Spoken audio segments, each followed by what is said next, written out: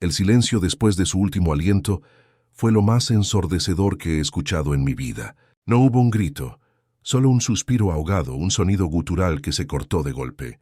El aire en la habitación se volvió pesado, espeso, casi se podía masticar. Olía a miedo, a sudor y al perfume barato que yo mismo le había regalado por nuestro aniversario. Sus ojos, antes llenos de planes y de amor por mí, se quedaron fijos en un punto inexistente del techo. El peso de su cuerpo, inerte sobre el suelo de madera, era una condena. En ese instante, supe que no había vuelta atrás.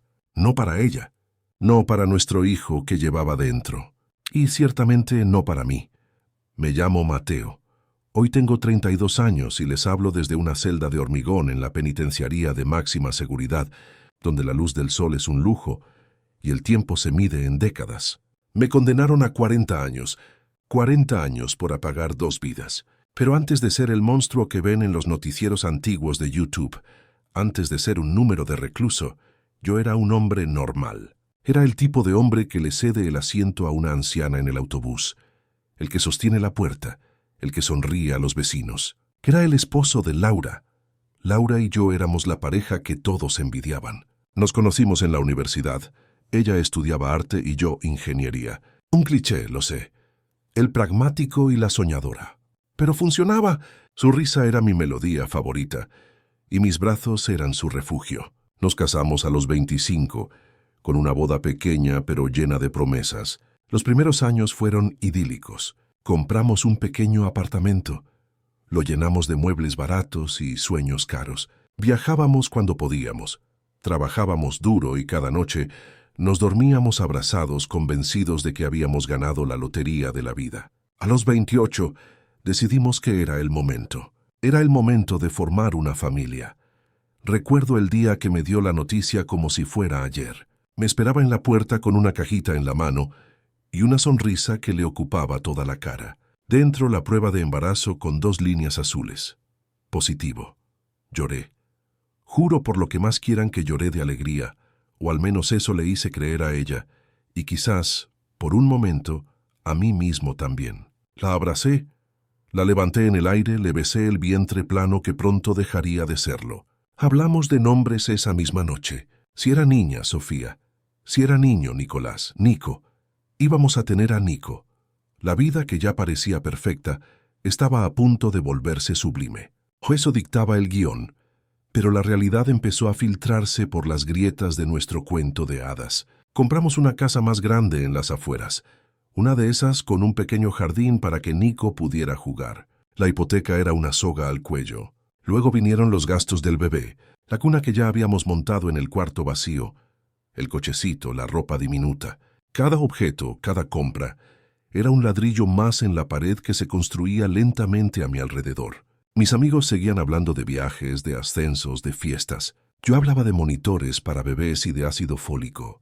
Laura estaba radiante. El embarazo le sentaba de maravilla, decía todo el mundo. Su piel brillaba, su pelo estaba más sedoso. Pero yo no veía ese brillo. Yo veía mi jaula dorándose al sol. Ella, con su vientre creciendo día a día, se convirtió en el símbolo de mi prisión. El olor a talco de bebé de una muestra que nos regalaron me producía náuseas. El sonido de ella tarareando una canción de cuna por la casa me taladraba los oídos. La sentía a ella y a Nico como los anclajes que me hundían en una vida que de repente no reconocía como mía. Empecé a sentirme asfixiado en mi propia casa, en mi propia vida, y la idea, la terrible y oscura idea, comenzó a crecer en un rincón de mi mente como una mala hierba. Estoy contando esto, aquí, porque la verdad necesita salir. Es la única libertad que me queda. Si quieres escuchar cómo una vida perfecta se pudre desde adentro, suscríbete a este canal, porque lo que viene es mucho más oscuro. Es la historia de cómo me convertí en el hombre que lloraba por su esposa desaparecida frente a las cámaras de televisión, mientras sabía perfectamente que su cuerpo se enfriaba bajo un montón de tierra y hojas secas. Antes de que sigamos, déjame un comentario diciendo ¿desde qué ciudad y a qué hora estás escuchando mi confesión? Quiero saber hasta dónde llega el eco de mi historia. Las paredes de mi casa perfecta se sentían cada vez más estrechas. El olor a suavizante de ropa de bebé, que antes me parecía tierno, ahora me asfixiaba. Cada ecografía que Laura me mostraba con una sonrisa radiante era como un nuevo barrote en mi celda. Ella veía un futuro, una familia. Yo solo veía el final de mi vida, de mi verdadera vida. El Mateo que amaba la aventura, el riesgo, las noches sin fin, estaba muriendo, ahogado bajo una montaña de pañales y responsabilidades que aún no habían llegado, pero cuyo peso ya me aplastaba. La presión en mi pecho era constante, un nudo que no se deshacía ni con el aire más puro. Era una trampa de seda, y yo había caído en ella voluntariamente. Y entonces apareció Sofía. No la busqué, no fue un plan. Sucedió como suceden los desastres naturales, de forma inevitable y devastadora. Era nueva en la oficina, en el departamento de marketing, veinteañera, con esa energía caótica y vibrante que yo recordaba haber tenido. Tenía una risa escandalosa que llenaba el pasillo y unos ojos que parecían no conocer el miedo ni la rutina. Empezamos a hablar en la máquina de café, conversaciones triviales que se sentían como un soplo de aire fresco. Ella hablaba de sus viajes de fin de semana, de sus planes de irse a vivir a otro país, de sus citas fallidas. Hablaba de libertad, y yo la escuchaba, bebiendo cada palabra como un hombre sediento en el desierto. Una tarde nos quedamos trabajando hasta tarde. Pedimos comida china y abrimos una botella de vino barato en la sala de juntas. La luz de la ciudad entraba por los ventanales, y por unas horas no fui el futuro padre, el esposo ejemplar. Fui Mateo a secas, y ella no me miraba como Laura lo hacía, con expectativas y sueños compartidos. Me miraba con curiosidad, con deseo. Esa noche, cuando sus labios tocaron los míos, no sentí culpa. Sentí alivio, sentí que volvía a respirar. El beso sabía a vino barato y a salsa de soja, el olor más excitante y liberador que había sentido en meses. Así empezó mi doble vida. Las reuniones hasta tarde se hicieron frecuentes. Los viajes de trabajo de fin de semana se multiplicaron. Mi teléfono tenía un código que Laura no conocía y guardaba conversaciones que ardían en mi bolsillo. El olor del perfume de Sofía, dulce y penetrante, se adhería a mi ropa, a mi piel. Me obsesioné con borrar las huellas. Me duchaba en el gimnasio antes de volver a casa. Usaba colonias fuertes para enmascarar cualquier rastro ajeno. Me convertí en un maestro del engaño. Nadie sospechaba nada, ni mis amigos, ni mi familia. Si quieres seguir descubriendo los secretos más oscuros que una persona puede guardar, asegúrate de suscribirte a este canal, porque lo que estoy a punto de contar supera cualquier ficción. En casa el ambiente se enrarecía. Laura, con la intuición agudizada por el embarazo, sentía que algo andaba mal. Ya no era solo mi distancia emocional. Empezó a notar las inconsistencias. «¿Otra vez hasta tarde, mi amor?» «Te noto cansado», decía mientras sus ojos me escaneaban, buscando una verdad que no quería encontrar. «Esa camisa es nueva». No la recuerdo. Cada pregunta era una pequeña daga. Yo me volvía experto en mentiras fluidas, en justificaciones elaboradas, pero la tensión era palpable. El silencio en nuestras cenas era pesado, denso. A veces, por la noche, sentía a nuestro hijo moverse dentro de ella. Cuando ponía mi mano en su vientre por obligación, no sentía conexión. Sentía como si un extraño estuviera creciendo allí, un ancla que me ataba a un fondo marino del que desesperadamente quería escapar. Mi vida se dividió en dos mundos opuestos. Con Sofía todo era luz, risas, sexo impulsivo en lugares prohibidos, planes locos para el futuro. Hablábamos de dejarlo todo y mudarnos a una playa en Tailandia. Era una fantasía, pero una fantasía que me mantenía vivo. Con Laura todo era oscuridad. El olor a comida casera me revolvía el estómago. Sus conversaciones sobre nombres para el bebé, sobre el color para pintar el cuarto infantil, me provocaban un pánico sordo. Ella era el ancla. Sofía era el globo aerostático, y yo estaba siendo partido en dos. El conflicto interno se volvió insoportable. Amaba la libertad que Sofía representaba, pero la idea de un divorcio escandaloso, de la ruina financiera, de ser el villano que abandona a su esposa embarazada, era aterrador. Era un cobarde, lo sabía. No podía enfrentar las consecuencias de mis actos. Y fue en esa cobardía donde nació el monstruo. Una noche, mientras Laura dormía plácidamente con su respiración suave y su vientre abultado, La observé desde el umbral de la puerta. Y un pensamiento, frío y afilado como un trozo de hielo, se formó en mi mente por primera vez, no como una fantasía, sino como una pregunta lógica. ¿Y si ella simplemente no estuviera? No un divorcio, no un abandono, una desaparición, un accidente, una solución limpia. Me asustó la calma con la que recibí esa idea. No la aparté, la dejé instalarse. Fui a mi estudio, abrí el portátil y con las manos temblando ligeramente, escribí en el buscador accidentes domésticos comunes en embarazadas. La solución ya no era emocional. Se había convertido en un problema logístico.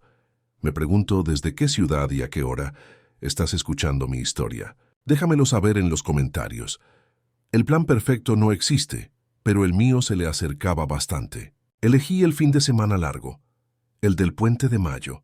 Le propuse a Laura una escapada, una ruta de senderismo en una sierra a 2 horas de casa, un lugar donde nunca habíamos estado, para respirar aire puro antes de que llegue el bebé, le dije. Ella sonrió ilusionada. Le encantaba la naturaleza, le encantaba la idea de nosotros tres, aunque el tercero fuera todavía un latido dentro de ella. Mientras ella preparaba una pequeña maleta con ropa cómoda y protector solar, yo preparaba la mía en el garaje. La mía no llevaba ropa. Llevaba una pala plegable, guantes gruesos, bolsas de basura industriales y un rollo de cinta americana. Metí una botella de agua, solo una, la mía. El sábado por la mañana el sol brillaba. Parecía una burla del destino. Durante el viaje en coche, ella no paró de hablar. Hablaba de nombres para el niño, de cómo pintaríamos la habitación, de si se parecería a mí o a ella. Yo asentía, sonreía, ponía mi mano en su rodilla. Claro, mi amor, lo que tú quieras, cariño. Cada palabra era una mentira, cada caricia una traición. Mi mente estaba en otro lugar, repasando el mapa del sendero que había memorizado. El punto exacto, un desvío no señalizado que llevaba a un pequeño barranco cubierto de maleza. Lo había visto en imágenes por satélite. Era perfecto, aislado de difícil acceso. Llegamos y empezamos a caminar. El aire olía a pino y a tierra húmeda. Los pájaros cantaban. Laura respiraba hondo, feliz. ¡Qué maravilla, Mateo! Hacía tiempo que no hacíamos algo así. Yo sentía el peso de la mochila, un recordatorio constante de mi propósito. Después de 1 hora, llegamos al punto que había marcado. Creo que por aquí hay un mirador increíble. Mentí. No está en el mapa, es un secreto. Ella confió en mí, como siempre. Me siguió sin dudarlo mientras nos adentrábamos en el bosque, alejándonos del sendero principal. El sonido de otros excursionistas desapareció. Estábamos solos. Llegamos al borde del barranco. La vista era inexistente, solo un mar de árboles y matorrales. Ella se dio cuenta. ¿Seguro que es por aquí, Mateo? Esto no parece un mirador. Se giró para mirarme, y en sus ojos vi la primera chispa de confusión, de duda. Fue en ese preciso instante. No hubo más palabras. No hubo una discusión final. Simplemente actué. La empujé con toda la fuerza de mis 2 brazos. No fue un empujón limpio. Ella tropezó. Intentó agarrarse a mí. Sus uñas se clavaron en la manga de mi chaqueta. Su grito fue corto, ahogado por la sorpresa. El sonido de su cuerpo golpeando contra las ramas y la tierra mojada es algo que no se olvida. Fue un ruido sordo, pesado, final. Me quedé de pie, jadeando. El corazón me latía con una fuerza que me dolía en el pecho. Silencio. El bosque había enmudecido. Esperé no sé cuánto tiempo, minutos que parecieron horas. Luego, con un cuidado extremo, bajé por la ladera resbaladiza. Ella estaba allí, en una posición extraña, rota. Sus ojos estaban abiertos, pero ya no miraban nada. No había sangre, al menos no a simple vista. El golpe, la caída, había sido rápido. Me arrodillé a su lado. El olor a tierra removida se mezclaba con el perfume floral que siempre usaba. Le toqué el cuello. No había pulso. La rabia, el pánico, todo había desaparecido. Ahora solo sentía un vacío inmenso y una claridad heladora. Tenía trabajo que hacer. Saqué la pala y empecé a cavar no para enterrarla del todo, sino para crear una hondonada más profunda. Luego la arrastré hasta allí. Su cuerpo pesaba más de lo que jamás hubiera imaginado. La cubrí con tierra, con ramas secas, con hojas caídas. Trabajé durante más de 1 hora, de forma metódica, sin descanso, hasta que no quedó ni rastro, hasta que fue solo un bulto más en el suelo del bosque. La actuación de mi vida estaba a punto de comenzar. Tenía que ser perfecta. Cada detalle, cada lágrima, cada llamada de teléfono. La historia que iba a contar tenía que ser más real que la verdad que acababa de sepultar. No puedes imaginar el nivel de detalle y energía que se requiere para mantener una mentira de esta magnitud. Es un trabajo a tiempo completo, una obra de teatro donde eres el único actor y el mundo entero es tu público. Si encuentras estos análisis profundos de la mente criminal fascinantes y quieres saber cómo construí mi coartada ladrillo a ladrillo, asegúrate de estar suscrito y de tener las notificaciones activadas, porque la función no había hecho más que empezar. Déjame saber en los comentarios desde qué ciudad me estás viendo y qué hora es allí. Os leo a todos.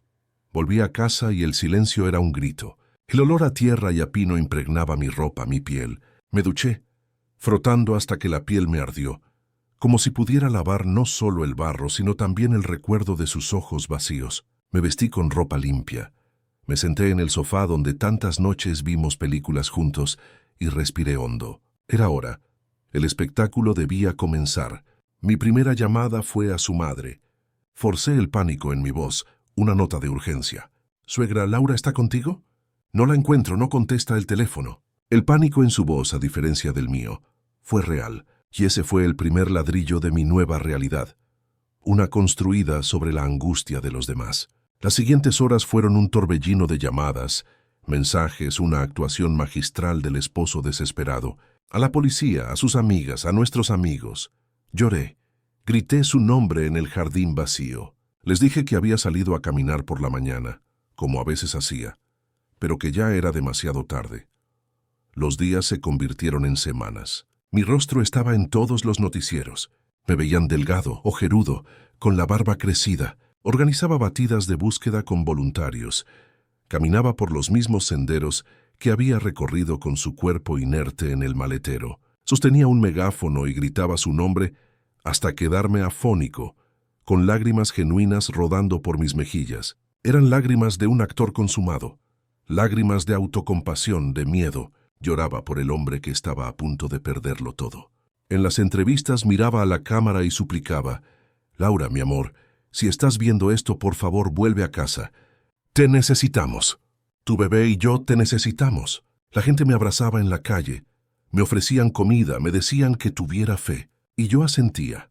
Agradecía su bondad, mientras por dentro una risa helada se ahogaba en mi garganta. Era el mejor actor del mundo, protagonizando la tragedia más grande de todas. Pero los actores cometen errores. Los detectives no eran el público crédulo de la televisión. Empezaron a notar las grietas en mi actuación. ¿Por qué mi teléfono estuvo apagado durante 3 horas exactas la mañana de su desaparición? Mi excusa de que se quedó sin batería no cuadraba con los registros. ¿Y el kilometraje extra en el coche? Los recibos de una gasolinera a 50 kilómetros de casa, en una dirección que no tenía sentido. Me preguntaron por los arañazos en mis brazos que yo atribuí a las zarzas durante la búsqueda, pero el forense diría más tarde que eran compatibles con uñas humanas. Con una lucha, el cerco se cerraba, y yo lo sentía como una soga apretándose lentamente alrededor de mi cuello. El detective principal, un hombre mayor de ojos cansados, nunca me creyó. Me miraba no como a un esposo afligido, sino como a un animal acorralado. El final llegó una mañana gris. 2 coches de policía aparcaron en silencio frente a la casa. No usaron las sirenas. El detective llamó a la puerta. «Mateo, necesitamos que nos acompañes a la comisaría para aclarar unas últimas preguntas». Supe que era el fin del acto. En la sala de interrogatorios, el teatro se derrumbó. No hubo gritos, no hubo violencia, solo silencio y una carpeta que pusieron sobre la mesa. Dentro fotos, fotos de los registros de mi teléfono, mapas, los recibos y al final una foto de la ecografía de nuestro hijo. La última que nos hicimos. El detective la deslizó hacia mí. Ella confiaba en ti, Mateo, él confiaba en ti. Y ahí me rompí. No con un grito, sino con un sollozo seco, un espasmo que me sacudió desde el alma. Confesé. Les dije dónde encontrarla. Les guié hasta la tumba que yo mismo había cavado para mi futuro. 40 años. Esa fue la sentencia.